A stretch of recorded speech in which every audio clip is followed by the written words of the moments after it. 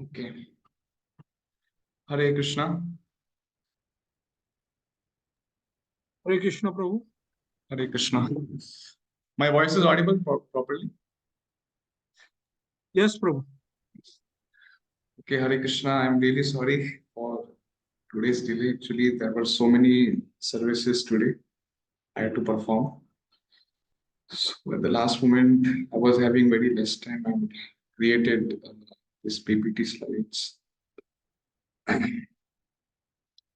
Okay, so we will start with this. Om Jnanatimirandasya Jnananjana Shalakya Chakshur Unmilitam Yena Tasmai Shri Gurave Namaha Shri Chaitanya Manobhishtam Sthapitam Yena Bhutale Swayam Rupah Kadamyam Dadati Swapadantikam Vandeham Shri Guru Shri Uttapadakamalam Shri Gurun Vaishnavamscha Shri Rupam Sagar Jatam Sagan Raghunatham Vitam Tam Sajivam Sadvaitam Savadhutam Parijana Sahitam Krishna Chaitanya Devam Shri Radha Krishna Padan Sakana Lalita Shri Vishakhanvitamscha Jai Shri Krishna Chaitanya Prabhu Nityanand Shri Advaita Gadadhar श्रीवासादि गौरवृंद Hare Krishna Krishna Krishna Hare Hare Hare Ram Ram Ram.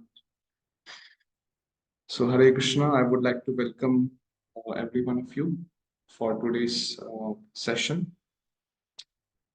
Today is the fifth session. Yes. So the recording of the last class, I will upload it maybe tonight or tomorrow, because there was only partial recording. So let's see. So in the last class, yesterday's class, we discussed about the life of Sri Nimbarka Acharya. Yes. So Brindaranya Prabhu. Yes, Prabhuji. Hare Krishna. Hare Krishna.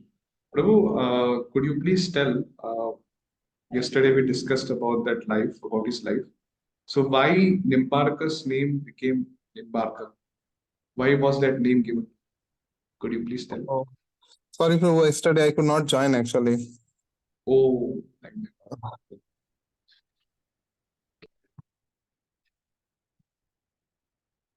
Ruchi Mataji?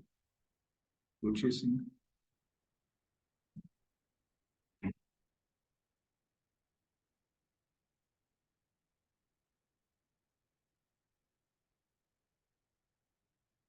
Okay. Hi, yes, Ruchi Mataji. Would you tell? Hare Krishna. Would you tell Mataji about why Nimbarka Acharya was given that name? Prabhuji, he went, there were so many things he said. What is coming right at my mind is that he went on neem tree. Hello? Am I audible? Yes, yes. So, okay. So that's what. So he climbed up the neem tree and then he set out the sun from the horizon. He lifted that sun above the horizon so that the sannyasis from Jain Sampradaya could take full peaceful. Okay. So today we will be learning about the teachings of Sri Nimbarka Acharya.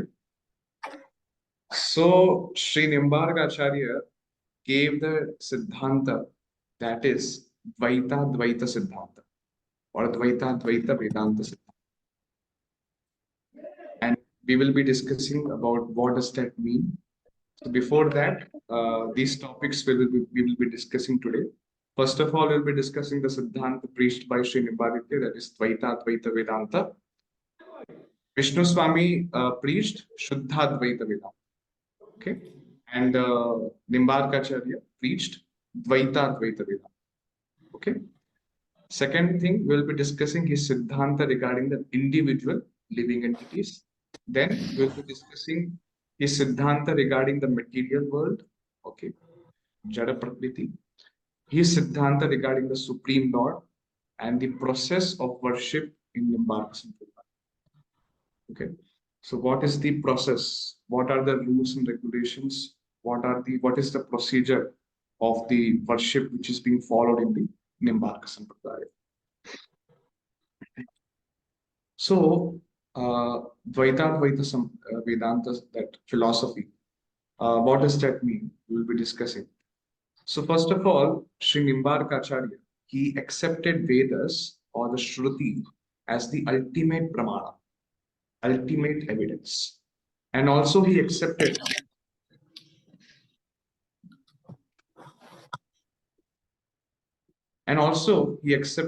the supplementary literature which followed the Vedas as also evidence. So it is stated in Shastras that if there is a statement in Smriti Shastra, by the term Smriti, we would indicate the Shastras that they are Puranas, Itihasas, Mahabharata. These are considered to be in the category of Smriti Shastra. And if there is a contradiction between Vedas or Shruti statements and Smriti statements, then Shruti Vakya Baliya. So the statements of Shruti are to be considered ultimate, and they are the higher pramanas. So if there is apparent some contradiction, then ultimately the Acharyas will refer and will ultimately come to the conclusion which has been written in the Vedas. Okay. So there would be very less cases because Smritis are always following the Vedas. Okay. Smritis always follow the Vedas. But sometimes if there is some statement which apparently is seeming to be contradictory, then we will be considering the Vedas as ultimate pramana, and that's what Nimbarka Acharya also accepted. So Nimbarka Acharya Sampradaya, it's, his original spiritual Acharya, his original spiritual master was four Kumaras. So as we know, yesterday we learned about the story that Nimbarka Acharya was worshipping Lord Shiva. There were many Brahmanas along with him. And Lord Shiva told that you go to the end of the forest and there you will find four Kumaras and four Kumaras will impart the knowledge. And then as such, then Nimbarka Acharya preached the same message to the whole world. Okay. Now, what are those instructions which four Kumaras imparted to Sri Narada? So,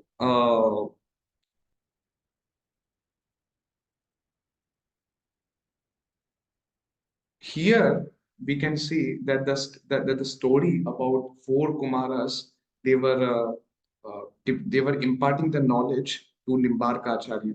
So there are actually two stories, two pastimes. There is some other edition of the story which tell that four Kumaras directly met Nimbarka Acharya.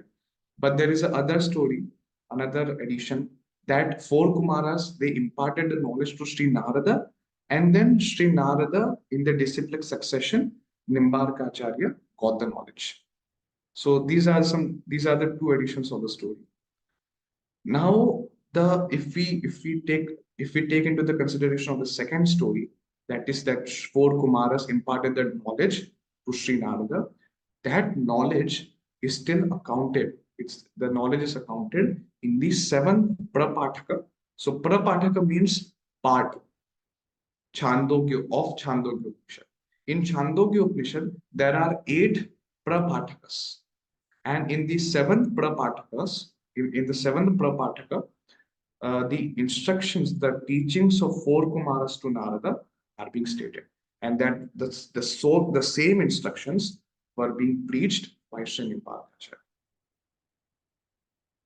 Okay, so that was called Vaidadvaita Vedanta. Okay. Now, the other conclusions which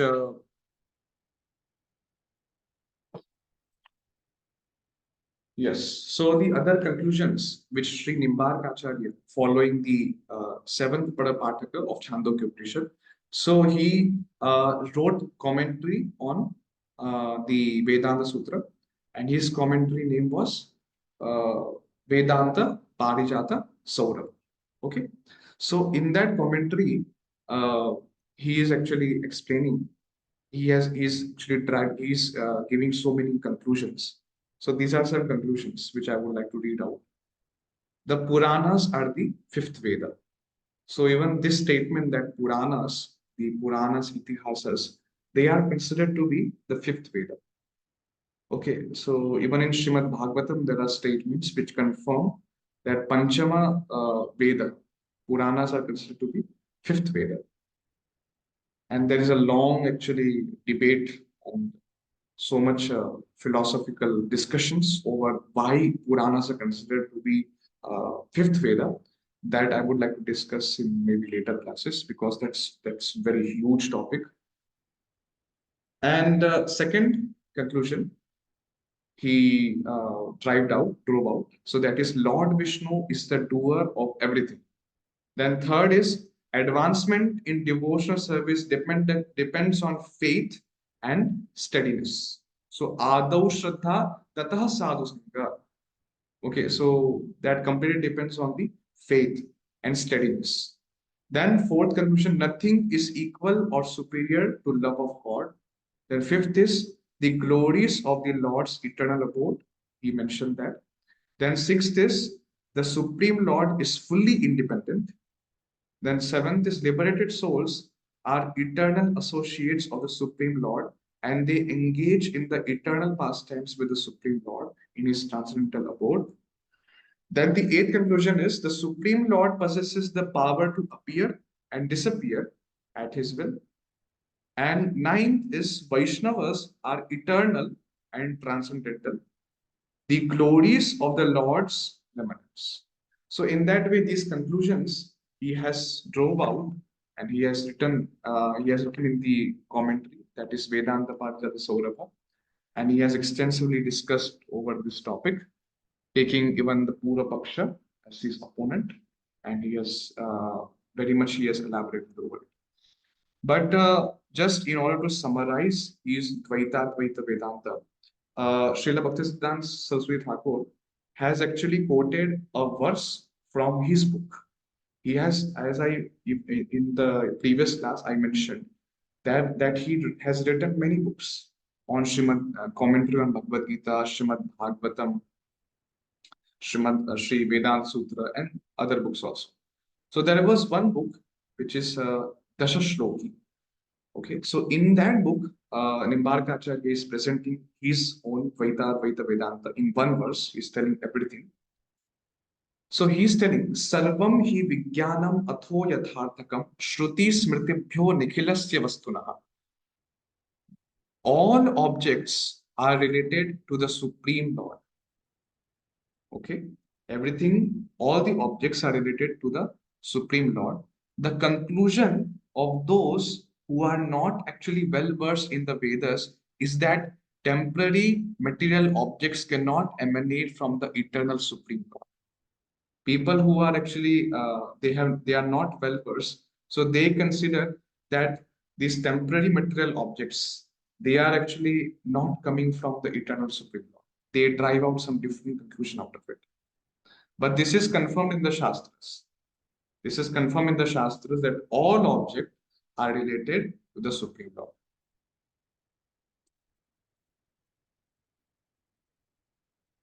Ritirtham yat pratiyeta na pratiyeta chatmani tad vidyat atmano mayam yatha bhaso yatha. So this is the shloka of Srimad Bhagavatam, Chatushloki Bhagavatam, one of second verse, I think. So in that it is stated that which there is some object and we are taking it in the connection with the Supreme Lord, that is only Rita. Rita means truth. And which is not related to the Supreme Lord, that is false. That does not exist. So that through this verse, he is trying to tell that everything is belonging to the Lord, and Lord is the supreme proprietor of everything. And those who think that something is different from the Supreme Lord, something which is not belonging to the Supreme Lord, and which is something, there is nothing which is not exist apart from the Supreme. Okay, so Lord is the proprietor of it. And Everything, Aparashakti and Parashakti, they are all the energies of the Supreme God. Now then he's explaining about that sometimes Advaya Jnana means non-dual, there are no two things, oneness, or Dvaya Jnana, duality, or both are stressed. Sometimes in Vedas, we are able to see that there is sometimes Advaya Jnana being stressed, sometimes Dvaya Jnana is stressed, or sometimes both are stressed. And that's why Nimbarkacharya is clearly telling that therefore the philosophy of Kevala Advaitavada has no standing.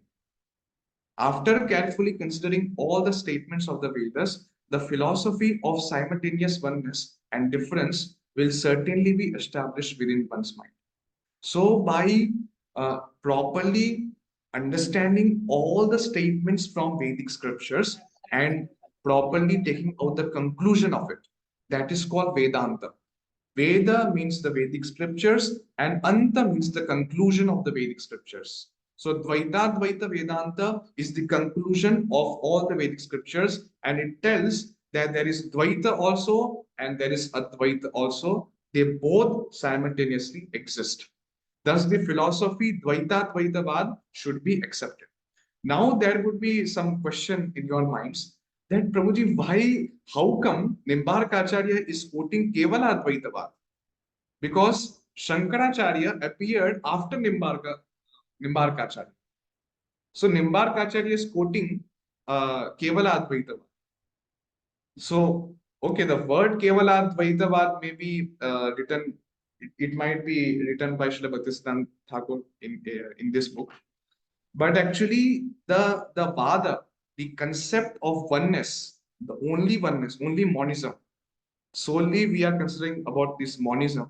So that was there even before Shankaracharya. That concept was there, but that was not widely preached. That philosophy was not widely it was not widely spread. So that's why so many people did not know about it, but only the people who were very much like they were well versed in scriptures, so they only knew about the Kevala Advaitavad.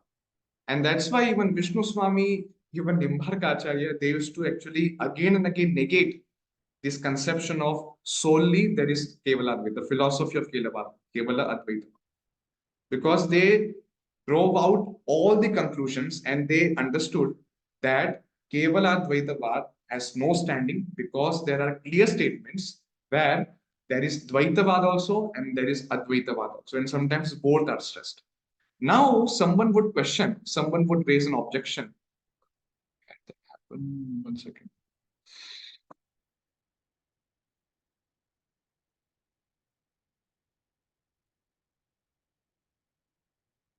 Okay, no problem. So, sometimes there are some statements in Shastras. For example, there is a statement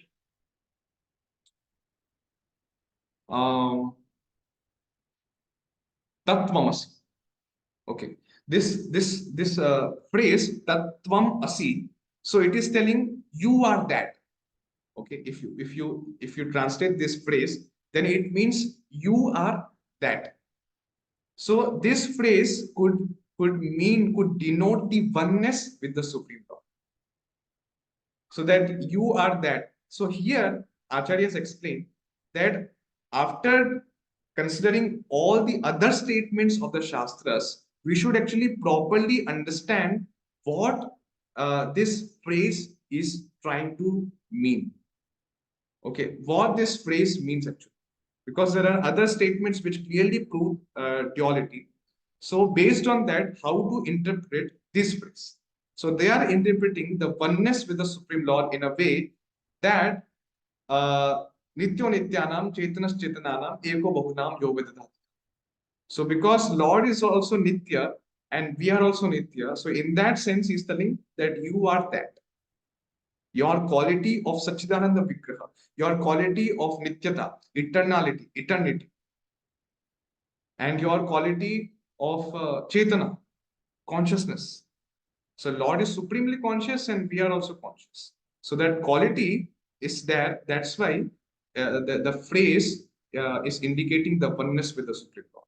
Not in its ultimate sense, but there is simultaneously oneness and there is simultaneously difference. Dvaitava. Okay. So that's why Dvaita Dvaita Vedanta should be accepted. This is what from the Dasha Shloki he is trying to drive out this conclusion. Now, what is his Siddhanta regarding the individual living entities? What is his viewpoint? So, Nimbarkacharya writes in his commentary to Vedanta Sutra 2.3.42. Okay. So he writes that individual spirit souls and super soul are simultaneously one and different from each other. Okay. The Supreme Lord is the complete whole and the living entity is his parts and parcels. Okay. So this is the some same basic Dvaita. Now that's what I discussed about the apparent contradiction which might arise. That is, of course, there are some statements like Tattvamasi or Aham Brahmasmi, you are that. These statements declare that there is no difference between the Supreme Lord and living entities. So that's why in this connection we have to see the oneness in the qualitative way. Okay. Qualitatively, we are one with the Lord.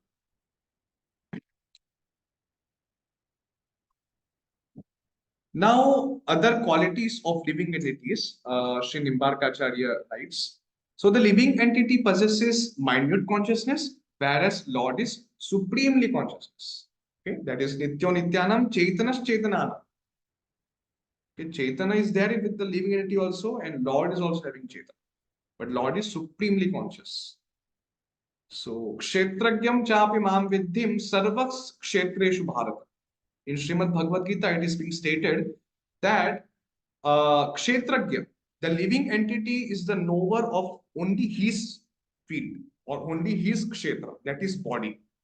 But he does not know, he does not have knowledge of other Kshetras, of other living entities. But the Lord is having knowledge about himself and about all the living entities. Sarva Kshetreshu Bharata. Then next second point about the quality of living entity is stating always under the control of supreme controller. Okay, he's under the control of supreme. Of course, there is some minute independence being given, but still he is controlled. He's being controlled under the supreme controller. Okay. Eko bahunam yo vidhati kam. It's eko bahunam yo vidhati kam. So he only satisfies the desires of all living entities, that one living entity. And unlimited in number. The living entities are unlimited in number. Okay. So it is not that there are no living entities in moon planet. No, they have, Srila Prabhupada also mentioned so many times that living entities are there in sun planet also, they are there in moon planet also, but they would be, their bodies would have different ingredients, okay, different elements. Their bodies are made up of different elements. Like for example, in sun, there are also living entities, but in their body, the fire element is prominent. In moon, there could be water element could be prominent, and there could be some other elements also. But those elements could be lesser in the quantity. Like for example, in sun, the living entities who stay there, their fire element is prominent, but the other four elements, okay, the earth and water, and ether and air, these are also there, but in less quantity. Okay, so that's why this notion of that the sun and the other inhabitants are the other the grahas, they don't have divinities, that is nonsense. It's not that only our earth is inhabited, but all the planets are inhabited. Fourth quality, that is present in each and every material body. It is not that the living entity, the soul, which are there in the animals, okay, which are there in ants, which are there in some very innocent animals. So in them, the soul does not exist. It's not. And to prove this also, to actually express this, that the animals don't have souls, in English language, we could see that they will denote them by it. Like, for example, there's a dog, then they will tell it, because they consider that they don't have soul. But there is he and she. There are genders, and uh, they are living in it. So even soul is present in their bodies also. Mercilessly, they are killing, they are thinking, okay, we can eat them. Especially when I came in Tamil Nadu, now I'm in Tirupati. So when I was coming from Chennai to Tirupati, so there I could meet, I was having a discussion with a person who was meat eater. So he was very good actually, and he was very inquisitive and humble. So he was asking about the philosophy which is there in our ISKCON movement and like that. So then he told, "Sir, we are eating meat. We are. What are the rules and regulations if you want to like come out of this material world, as you tell, and like that? We have to get liberation. Then how to do that?" So I told him that we have to chant Hare Krishna Mahamantra. You have to follow four rules and regulations. So he asked, okay, what are those four rules and regulations? So I told, no meat eating, no intoxication, no gambling, no illicit sex. So then I was not able to even cover all the things. First only he stopped. Oh, bro, sir, no meat eating, no meat eating.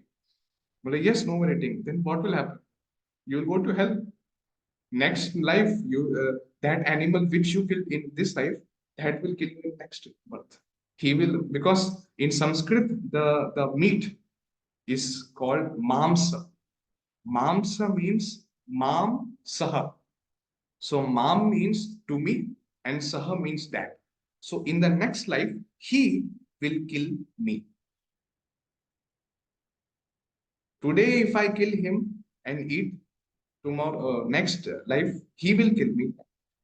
This is the law of God. So that's why I told him. He's telling that he told me that, Proji, I cannot actually live without meat. I am addicted to it. So I told you, chant Hare Krishna, you come to ISKCON temple, and eventually you will get rid of that bad habit. Yeah, let's see. We pray for him.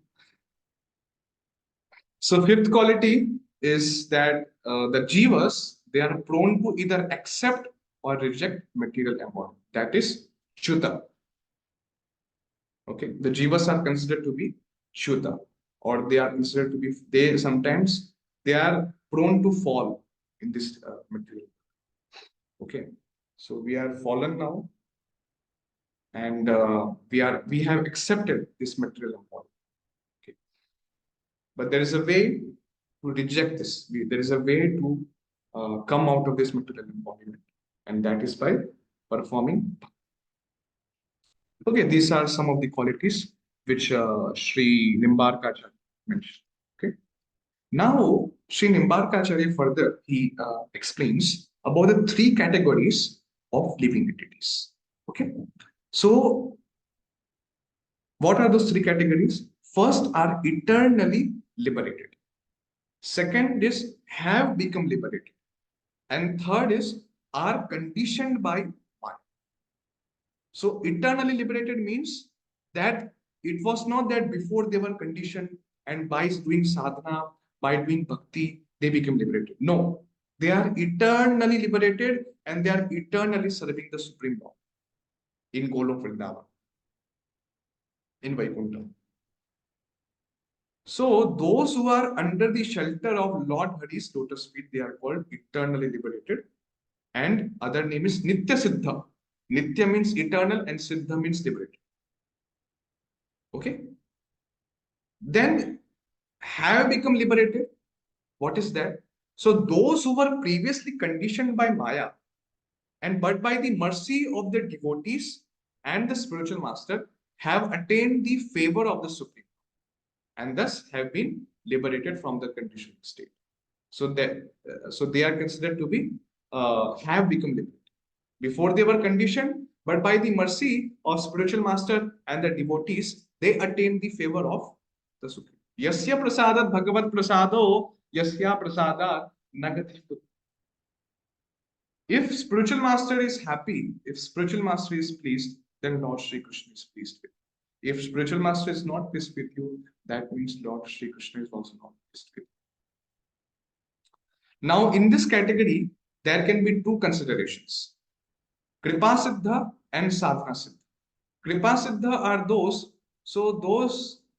who have not perfectly done their sadhana, but due to special intervention of the pure devotee to that living entity got liberated. What is the famous example in Chaitanya Charitamrita? Jagai and Madhai. Sri Nityananda Prabhu, Jagai and Madhai were lowest of the mankind. They were engaged and they were breaking all the 4 rules and regulations. But still, Nityananda Prabhu, the emblem of the mercifulness, so he bestowed his mercy upon those 2 brothers. And thus, those Jagai and Madhai, they are the examples of Kripa Siddha. They became liberated. So there was some special intervention of Nityananda. Even though it may seem that Jagai and Madhai did not do any sadhana, but because they got mercy of Nityananda Prabhu and they asked for forgiveness from Nityananda Prabhu, so they got a Kripa Siddha. They got this liberation. And other category is Sadhana Siddha. That's what we are doing.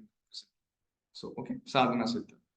So, Sadhana Siddha, in that, Sadhana Bhakti, in Bhakti Rasamrita Sindhu, Nectar of Devotion, which is written by Srila Rupa Goswami.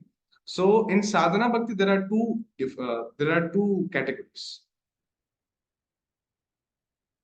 Vaidhi Bhakti and Raganuga Bhakti. So, presently we are doing Vaidhi Bhakti, and eventually our goal is to go to Raganuga. Okay, I will explain what is Raganuga. And third category is are conditioned by Maya. Okay, are conditioned by Maya. So those who are in the clutches of Maya due to being averse to the service of the Supreme Lord are called conditions. So even though those living entities who are still averse to the Supreme Lord, averse to the service of the Supreme Lord, so they are Baddha Jiva. And they are called Nitya Baddha. Why then word Nitya is being used for them? Because we don't know how many years back there is no record, like since time immemorial, we don't know when we came into this material world.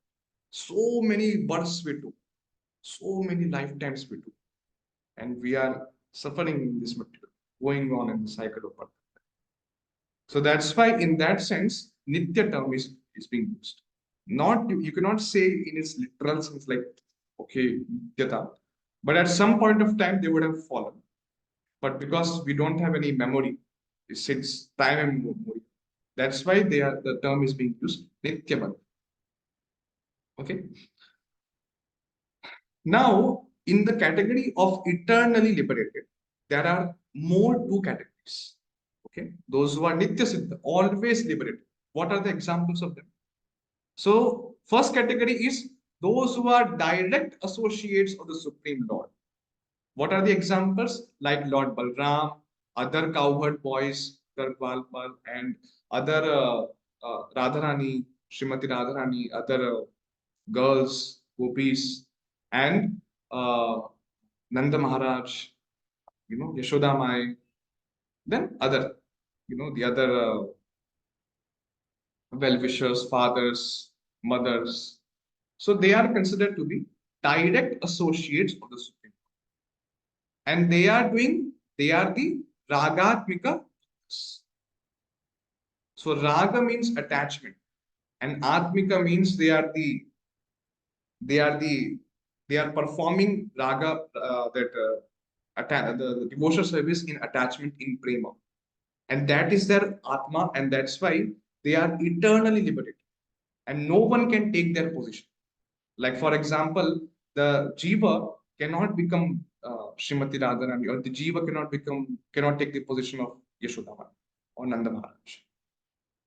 They are eternally liberated and they are considered to be Ragatmika.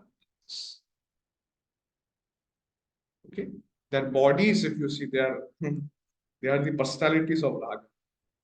So they will not think in any moment they will not be fallen. At any moment they cannot become Chuta. Always they are thinking about Supreme. Second category, followers of those associates of the Supreme Lord. Examples, Manjaris, Rupa Manjari, Ananda Manjari. Like this Goswami has happened, Sanatan Goswami, Rupa Goswami, Gopal Bhatt Goswami, 6 Goswamis, and other Goswamis, other Goswamis and other Acharyas. So they are assisting the elderly gopis. They are assisting the gopis. So that's why they are called Manjaris. And they are not performing Raga Nuga, but they are performing Raga Nuga. Okay, so they are followers of the associates of the Supreme Lord. So these are the also Nitya Siddhas. Okay, it's not that once upon a time Jiva Goswami was also conditioned like this. No. He was never conditioned. He is eternally liberated. He came to this material world just for preaching. Okay, so they are performing Raga Nuga. There are two categories. Now, if we consider have become liberated. So in that, there are two categories again. So as I told, Siddhanta Saraswati Thakur is including Kripa Siddha also and Sadhana Siddha also. So Kripa Siddha means there is a special intervention of the Supreme Lord and they got liberated without perfecting their sadhana. That is exception case and very rare. But mostly people fall in the category of Sadhana Siddha. We perform sadhana, which has been given, the rules and regulations, performing chanting, doing all the 64 principles of bhakti. That is mentioned in Nectar of Devotion. And eventually, we become Siddha, Sadhana Siddha. So, ultimately, he is including that because if we if we perform our sadhana, if we perform the rules and regulations described in the Shastras, then we will please the spiritual master. Okay, ultimately, the spiritual master will be pleased with us. And then, by that, Supreme Lord will also be pleased. So in that way, we will become sadhana siddha. But ultimately, the sadhana bhakti or sadhana siddha or kripa siddha, their ultimate goal is also raganuga. They are also going to perform raganuga bhakti, but they are not nitya siddhas. We are not in the category of nitya siddhas, but we are sadhana siddha. We will eventually become liberated. So we also cannot take position of Jiva Goswami, Rupa Goswami, other Goswamis. And are conditioned by Maya, that is simple. The other living entities who are ever so the Supreme. So in this also there are more categories which Siddhanta Saraswati Thakur has written, that there are some devotees who are performing Raganuga Bhakti and there are some devotees who are performing Vaidhi Bhakti. Okay, so there are more divisions to even Sadhana Siddha also. That there are people who are doing Raganuga Bhakti and there are Vaidhi Bhakti. Okay, so this was some major categories of the living entities. Govind Madhavru, can I take your question just after the class ends? Okay, Prabhuji. It was relevant to what we are discussing directly. I will come back again to this Okay. slide. Okay. Okay. What is the next? So what is the viewpoint of Nimbarkacharya regarding the material world, the Jara? Okay. The Prakriti, the inert matter. Okay. So this material energy is Jara. Now you will see, now there can be a question that Prabhuji, there are energies. There is energy, material energy is there, but it is Jara. But it is supervised by by Shakti, the deity. So there is a presiding deity for that Shakti, that is Mahamaya Shakti. So she has a form, but that energy under her supervision only, this Jara Prakriti is there, okay, inert matter. So under her supervision, Mahamaya Shakti. But this Prakriti, this Maya, in spiritual world is called Yoga Maya. And all the things there in spiritual world, they are living. Okay, they are spiritual. Okay, they are spiritual, they are eternal. Okay, so this is the two difference. And the Jara Prakriti or inert matter, so they have more two parts. Okay, that is time factor and Maya. Now here actually Nimbarka Acharya is talking about the whole process of creation. Eventually how Karana Dakshai Vishnu is glancing over Maya Shakti in because he wants to become many. He desires to become many. So he is glancing on the Maya Shakti, and then Maya Shakti is the Supreme Lord's glance on the sum total of material energy Maya, infuses it with time, kala, destiny, karma, and nature of all jivas, thereby agitating. Okay, so the uh, by the glance of Karanadakshay Vishnu, the original Mahavishnu, we could say. So when he glances over Maya energy, through his glance, he's impregnating the Maya with jivas.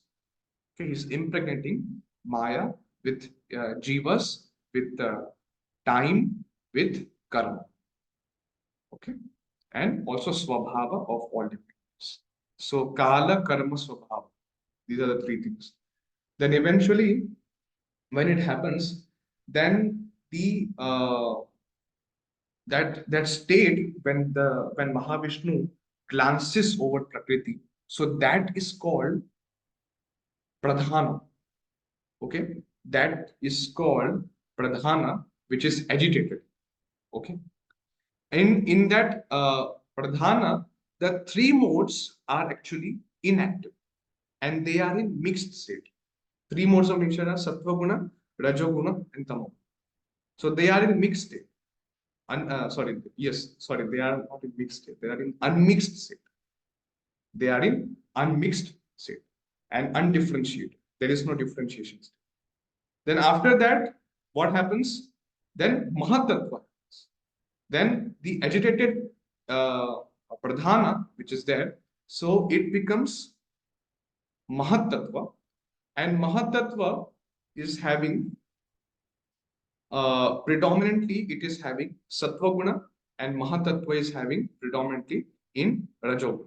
So Mahatattva, when sattva guna is prominent, it is called Mahatattva, and in Mahatattva, when rajoguna is prominent, that is called Sudratattva, and eventually then Ahankara is born. Then that time only three modes of nature are actually differentiated properly. Then from three different modes of nature, different things are born. So mind, then 10 sense devatas, the devatas which we have, pancha karmendriya, pancha jnanendriya. So their respective presiding deities, demigods, which are controlling those senses. And then through passion, through rajoguna, there is prana is generated. Then 10 karmendriya is being generated.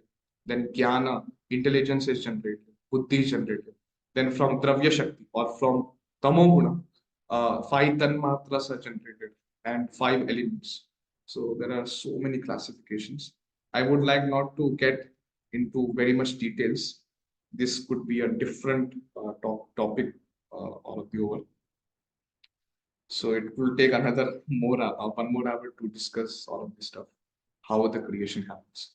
So we could discuss actually this in detail when we get more time in some other class. Yes. Then Nimbarka Acharya Siddhanta regarding the Supreme Lord. Okay. What is What is his viewpoint regarding the Supreme Lord? So, Nimbarkacharya states that the supreme absolute truth is spotless, and there are the faults including illusion, laziness, and the tendency to commit mistakes. They do not exist in the Supreme Lord. The Supreme Lord is full of unlimited auspiciousness, and the absolute truth or the Supreme Brahman is Lord Sri Krishna, the source of all beauty and sweetness. And the quadruple forms in Goloka, the quadruple forms in Vaikuntha, and the other quadruple forms are his plenary portions. So there are different quadruple forms in Golok Vrindavan also. There is a Golok chart where we could see his expansions eventually. There is original original Vasudeva, then Pratyumna, Sankarshana, then Aniruddha. Then again there is from Sankarshana, again there is Vasudeva, Sankarshana, Pradyumna, Aniruddha. Another set of quadruple portions are being, forms are coming up. So in that way, there are expansions. Then Lord Krishna is constantly served by his internal potency, the daughter of King Vrishabhanu, Srimati Radharani, along with thousands of other gopis who are expansions of Srimati Radharani's transcendental body. Okay, they are the expansions of Ladini Shakti. Therefore, it is concluded that Lord Krishna is the eternal object of worship for all the living entities, and he possesses an eternal transcendental body of Satchidananda Vigraha. Because he is devoid of material hands and legs, he is accepted as formless by materialistic people. Because he possesses a transcendental form, he appears as the supreme personality of the Godhead before the eyes of the devoted transcendentalists. Premanjana churita bhakti vilochane santas sadaiva hridayeshu vilokayanti. Vilokayanti means they see through the eyes of prema. He is supremely independent. He is supreme. He is omnipotent. He is the controller of all controllers, the possessor of inconceivable energies. There are so many Shaktis, okay, of the Supreme Lord. There are also many verses over that how Lord possesses so many energies. And always he is worshipped by the great demigods, beginning with Brahma and Shiva. Lord Shiva himself says, Aradhananam Sarveshana, Vishnur Aradhana. Okay.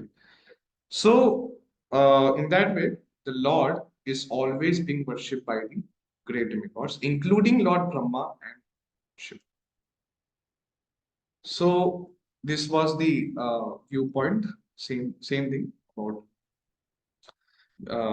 Supreme Lord. Okay, so his Siddhanta regarding the Supreme. Now we will try to understand the process of worship in Nimbarka Sampradaya. Okay, so what was the process being followed of worship, how they used to worship, and what was their viewpoints, whom to worship, whom not to worship. So Nimbarkacharya states, it is the duty of all living entities to worship the Supreme Personality of Godhead Sri Krishna. Those who worship the demigods are known as Alpa Buddhayaha, or less intelligent, are condemned and they go to hell. It is stated in Srimad Bhagavatam, in one of the purports of Srimad Bhagavatam, Srila Prabhupada writes, those who worship the demigods, so their situation is like this. There is a river and there's a dog who is trying to swim. Okay, the dog is trying to swim and his leg is also broken. The dog's leg is also broken. He's trying to swim. And over that dog, that demigod worshipper, he is trying, that person is taking the shelter of that dog who is trying to swim and who's trying to go to the other side of the river. So that is the position of demigod worship. That's what even uh, Prabhupada writes, quoting the other acharyas. Even Sri Ramanujacharya was very against demigod worship and accepting the remnants of demigods. He told that if there is a forest fire, you are in forest and there is a forest fire, and if you find there is a demigod temple, there is some temple of demigods. So better to die in forest fire than to take shelter in the temple of demigod. So this was the ideology, this was the viewpoint of Ramanujacharya regarding demigod worship, was very much against, and he instructed his disciples also so strong. And we can also see in Bharata Sampradaya. Then he's explaining further.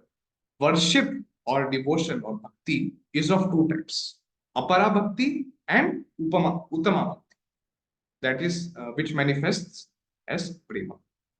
So we perform uttama bhakti, that is 9 processes of devotional service, navavida bhakti.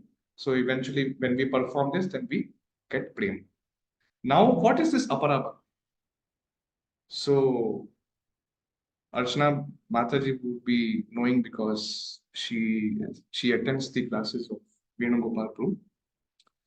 So Venugopal Prabhu, he used to teach in ISKCON Bhagavat Mahavidyalaya that is situated in Govardhan. So he has even taken so many courses on that 3 types of bhakti, and there are further divisions over that. So there is Sangha Siddha Bhakti, and there are other bhakti. So in that also there are subdivisions: Karma Mishra Bhakti, Jnana Mishra Bhakti, some different Mishra Bhakti. Then Bhakti Mishra Jnana, Bhakti Mishra Karma. In that way, there are so many type of subdivisions. So these are all mixed devotions. Okay? When you mix bhakti with jnana, when you mix bhakti with karma process, when you mix bhakti with yoga process, ashtanga yoga process, and different processes, then these are all called mishra bhaktis. And these come in the category of apara bhakti. Okay, they are not uttama bhakti, they are not pure, but they are mixed. Okay, and these bhaktis, these apara bhakti, they cannot grant you prema. Only by performing uttama bhakti, only by performing direct devotional service, the navavida bhakti, you can attain prema. Okay, so in some other class again, I would discuss the apara bhakti subdivisions. I have also made the PPT slides, and I explained that concept of all those type of subdivisions of bhakti. So if devotees are interested, then maybe I could take separate class for that. Okay. Now some further information about Nimbarka Sampradaya. So from Nimbaditya Sampradaya, another Sampradaya emerged. That the name is the Nimayit Sampradaya. Some people consider Nimayit Sampradaya just the followers of Nimbarka Acharya only. Maybe there could be some minor differences in their Siddhanta and in that way. So, but some people wrongly, they consider Nimanandi Sampradaya to be Nimayat Sampradaya. This is very much prominent in Bengal. Now we have to understand what is actually Nimanandi Sampradaya. So Nimayat Sampradaya is just a sub Sampradaya of Nimbarka Sampradaya. And people think that Nimayat Sampradaya is only Nimanandi Sampradaya. So where this Nimanandi Sampradaya came actually? Siddhanta Saraswati Thakur is actually right. So he tells that, as we know, Nimai was another name of Chaitanya Mahaprabhu. And there was a great devotee at the time of Chaitanya Mahaprabhu, whose name is Vakraveshwar Pandit. His disciple was Sri Gopal Guru Goswami. And in his writings, he used to refer Sri Chaitanya Mahaprabhu as Nimananda. Okay, just like Nityananda. So that's why he was from Nimai, he made it at Nimananda. Like Nityananda, so Nimananda. So he used to refer Chaitanya Mahaprabhu as Nimananda, and this thing he is clarifying also in his book. Tata Sri Krishna Chaitanya Prema Kalpadruma Bhumi Nimanandakhya Yosav Vikhyata Kshiti Mandali. Lord Sri Krishna Chaitanya is the desired tree of love of God. He is celebrated in this world by the name Nimananda. So this is written by him, Sri Gopal Guru Goswami, and is telling clearly that Sri Chaitanya Mahaprabhu is I am referring to as Nimananda. So that's why Nimananda Sampradaya is distinct from the Nimayit Sampradaya. I did some research over Nimayit Sampradaya, but I could not find any more details about that. Maybe, I don't know, it's extinct or what.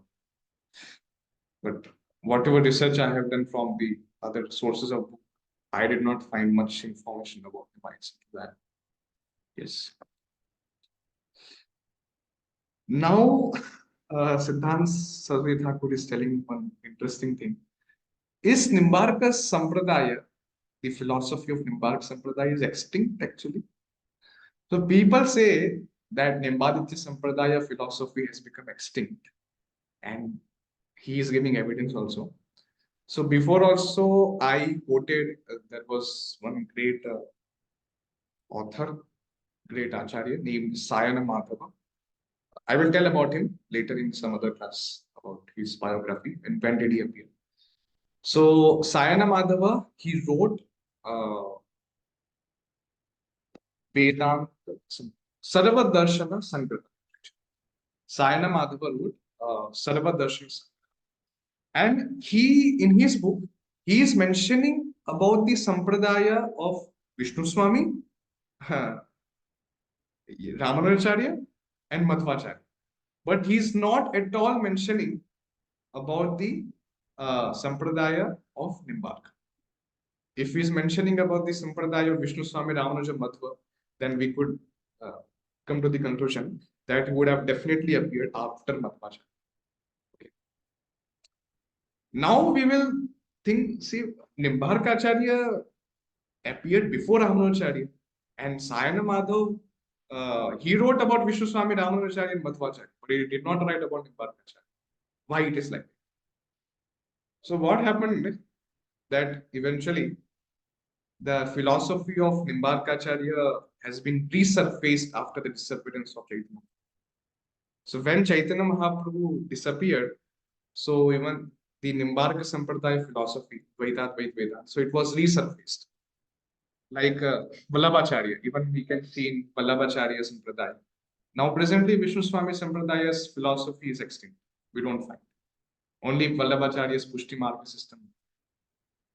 So that's why the philosophy of Dvaitat Vedant, it got more nourished, it got more power after the disappearance of Chaitanya Mahaprabhu, because there were no much differences between Achintya Veda Tattva and Dvaitat Vedanta. So that's why Dvaitat Vedanta, people tell that Dvaitat Vedanta got power. It got more nourishment from Chaitanya Mahaprabhu Siddhanta.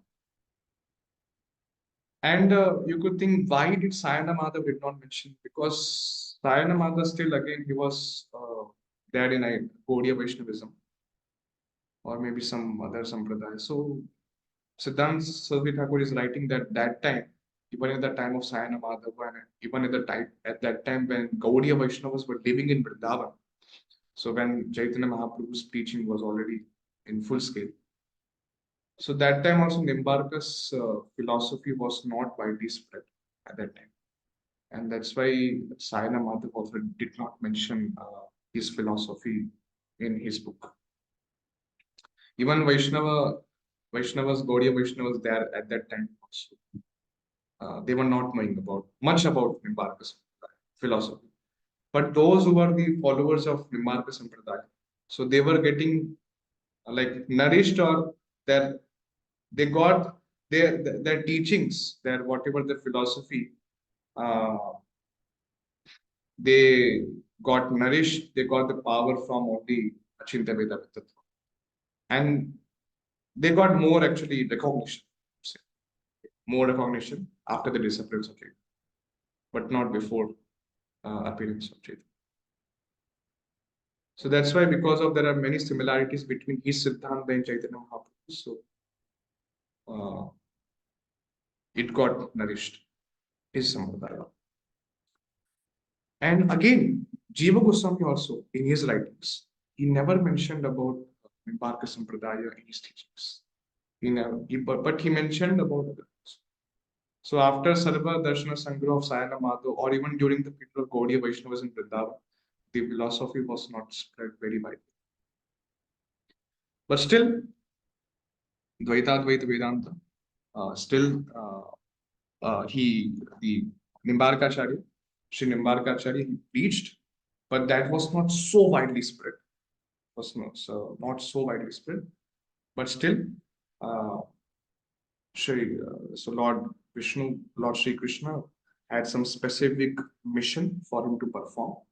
And in that way, present day also we see Nimbarka Sampradaya.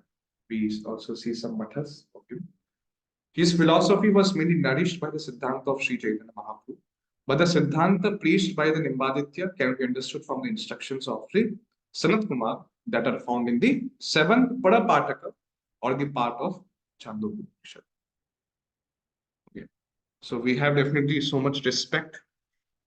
We are so much indebted to Nimbarka Acharya that he preached the message at that specific point of time to the people.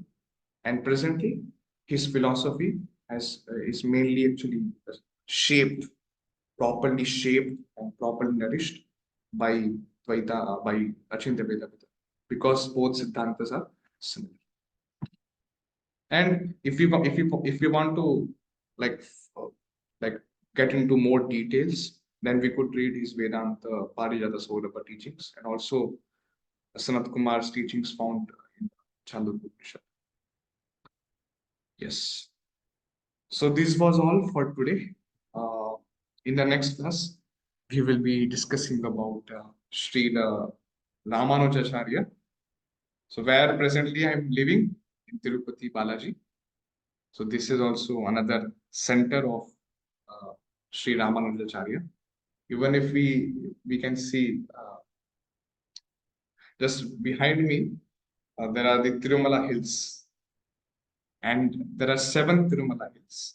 And after after going through all those 7 hills, these Tirumala hills, then we can take darshan of Tirupati Balaji.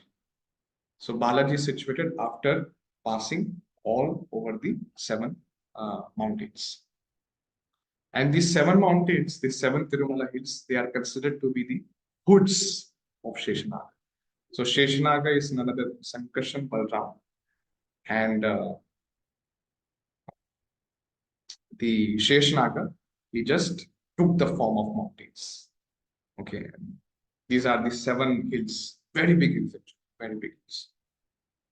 Where I'm living now, presently, I'm living in ISKCON temple, in Tirupati ISKCON temple. And just if we go there, in front of the temple only, we can clearly have darshan of Tirumala. So, at least, especially in morning time, very nice view we can get from our balcony. And in between of that hills, we can find there's a big tilaka of Ramanujacharya. Big tilaka. So that is followed in Ramanuja Sampradaya. So sometime if you get time, please do visit Tirupati, Balaji, and take darshan. Could stay in the temple also. And we could meet.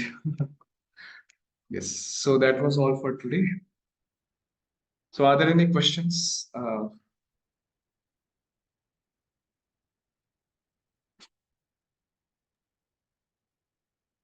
Hare Krishna, Prabhu. Hare Krishna. Yes. Yeah, you, while discussing about the Kripa Siddha, I think that slide where Nitya Siddha, Kripa Siddha, and she can bring that one. Yes. Yeah, this one. So when Prabhupada came to the Western world, so all those Prabhupada's disciples, Yes. are they Kripa Siddha because they got the Kripa of Srila Prabhupada, or they are the Sadhana Siddha because they followed the sadhanas or the everything given by Srila Prabhupada? Where they fall in? Yes, Prabhu.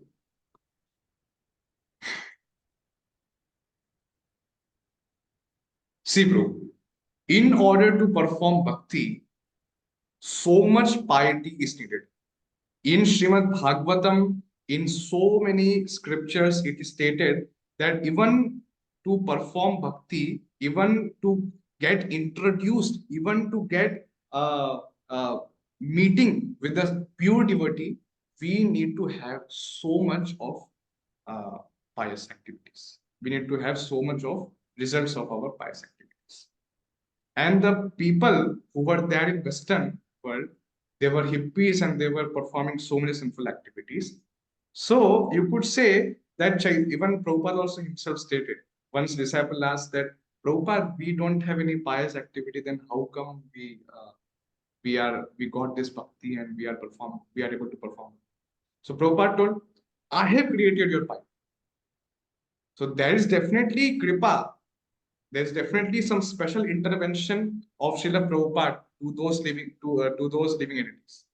And only Srila Prabhupada can grant such kripa to them. So this was some special intervention, and this is the mercy of pure devotee.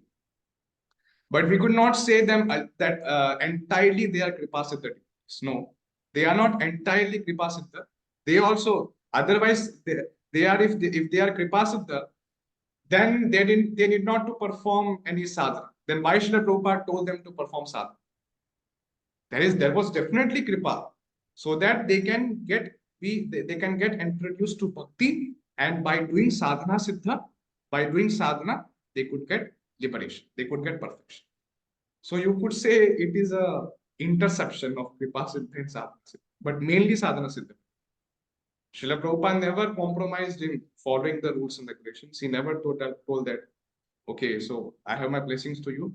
No need to perform any rules and regulations. No need to get up for Mangalarti, no need to chant. Never, Srila Prabhupada never mentioned like that. So he instructed repeatedly that you have to perform sadhana. But in order to get introduced to bhakti, in order to get that intelligence for performing that bhakti, to transform that intelligence, because they're sinful, because their intelligence was very low, their consciousness was very low. But Srila Prabhupada, by his power, by his spiritual power, which is originally given by the Supreme Lord, he was an empowered Acharya. And because of such spiritual master, he was able to uplift their consciousness from very lowest of consciousness. So he can only do it. We living entities cannot do. But only some special empowered Acharya can transform their consciousness, and he can only uplift his consciousness through his instructions, and thus he can make them liberated by asking them to perform the rules and regulations. Yes. So definitely, the Prabhupada disciples, they have got kripa, no doubt about it. But still, there is no compromise in sadhana. So ultimately, they are also performing. They are also going to perform the sadhana, and in that way, they will get perfection. So you could say there is some interception of kripa siddha also in sadhana, but not entirely kripa. There is more of sadhana. Yes. Thank you, Prabhuji. Prabhuji, very beginning, there is a slide, I think, titled with the other conclusions, and you Yes. described some 9 conclusions. Yes. So, Yes. are these 9 conclusions coming from the Dasha Shloki, or what is the source of those 9 conclusions? These source of 9 conclusions are coming from the commentary on the sutras of Vedanta Sutra. So Nimbarka Acharya has written the commentary on Vedanta Sutra, that is Vedanta Parijata Saurabha. And based on that sutra, whatever commentaries he has written, he has drove out the conclusions out of that sutra, and those are the 9 conclusions from different sutras. Based on the different sutras, they have given even the references. I did not read because so many. There was, for example, the Puranas are the fifth Veda. Then that is 7.1.4. Then 7.15.1. In that way, there are many conclusions he drove out. So that is all from. So this Yes. Dash Shloki is referring to some other book or the shlokas from the Srimad Bhagavatam? I did not get that point. Oh, Dashashloki. Dashashloki is to completely different book by Nimbarka Acharya. But the details of Dashashloki is not given much, and I did not even do any research over, because there were so many books, Dashashloki, Sadachar Prakash, and like that. So maybe I could do some research and get back to you tomorrow. Yes. Okay, But okay, Siddhant Saroj Thakur has not written anything about Dashashloki. What are the searching Dasha Shloki came as a Shankaracharya's book, and we are talking about. So I got a little confused, and that's why I was just trying to get the clarification. Oh, so you are telling Shankaracharya also wrote Dashashloki? Yeah. Okay, then maybe. But this is different book. Definitely, the book which he has written, that is different than Shankaracharya's. Okay, and the last question is, for the process on that particular slide uh, about the demigod, and then it was mentioned that that person will go to hell. Yes. So I never heard this strong about like if someone is following demigods. My understanding was they will go to that demigod's planet and not to the hell. Yes, So bro. can you clarify on that one, Prabhuji? Yes, yes. So, Prabhu, in Shastras,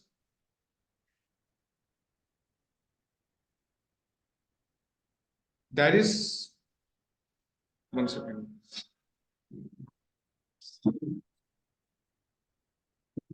So, in Shastras, in Vedas, and in other, even Samveda, Rigveda, Yajurveda Veda also, there are procedures given for worshipping the demigods. According to that rules and regulations, in that, if you see in any worship of the demigod, take it as Surya, take it as Durga worship, or take it as another demigod worship. In that procedure, you will definitely find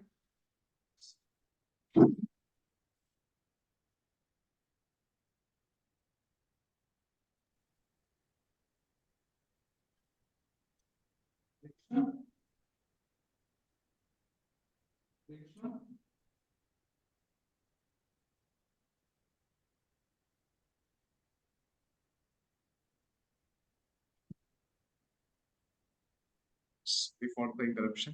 So yes, so in Vedas, there are some procedures given of how to worship the demigods, and in all the procedures of demigod worship, there is no such worship where we are excluding Vishnu from that worship, because demigods also cannot grant uh, even the results to their even worshippers without the help of the Supreme God. Okay, so that's why when Vishnu is also worshipped, okay, when Vishnu is also worshipped as another beneficiary god, okay, which will give them benefits. So as beneficiary god, then the worshippers, by following the rules and regulations, they will go to the demigod's planets. They will go to the demigod's planets, to the respective demigods' But those who are performing, those who are excluding Vishnu out of the demigod worship, like presently, you see, presently people just worship Durga, people worship Shiva independently. People worship, people do, people think Panchopasana will grant them liberation. By doing Panchopasana independently, we are thinking Shiva to be independent. We are not thinking, we are not worshipping about, we are not worshipping Vishnu, and we are taking Shiva all in all and independent personality. So such type of people, they will go to hell. Okay, and such type of people, they will go to hell. And of course, definitely, Prabhu, if those who are worshipping the demigods, so they are also alpa buddhaya, because they are thinking that okay, they are only increasing their material contamination, nothing else. They are thinking from by worshipping the demigods, I will get that my desires will be fulfilled, and in that way, they are just making their stay in this material world longer, nothing else. So they are foolish people, and they are trying to transcend. They are trying to swim the Viraja river by taking the help of a dog. Their position is like the dog whose leg is broken. So definitely they are Thank you, Prabhuji. I understood point. Thank you.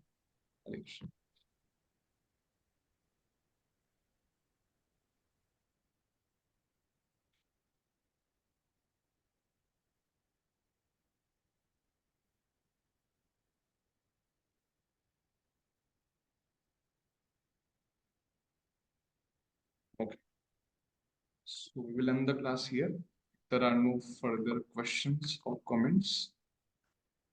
And also one more thing, I just sent a flyer in that WhatsApp group. So on 1st March 2024, I will be conducting an online Sanskrit grammar course. So those who are interested, so they can enroll.